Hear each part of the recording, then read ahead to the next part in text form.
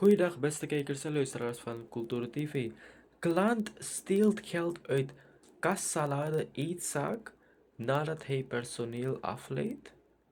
Een eetgelegenheid aan de Indragandiweg in Suriname is deze week slachtoffer geworden van een brutale diefstal, waarbij een man erin slaagde geld uit de kassalade weg te nemen nadat hij een medewerkster had afgeleid met vragen.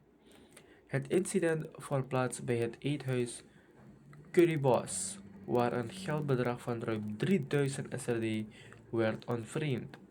De verdachte meldde zich rond 1:15 's middags bij de toonbank en informeerde naar een gerecht met bruine bonen en rijst. Nadat hem werd meegedeeld dat dit niet verkrijgbaar was, liep hij kort weg om vervolgens terug te keren met een nieuwe verzoek. Hij vroeg daarna om de sleutel van het toilet, waarop het personeel aangaf dat deze uitsluitend voor medewerkers bestemd is. Vervolgens vroeg de man om een servet, waarna de kassière naar de keukenruimte liep om dit te halen.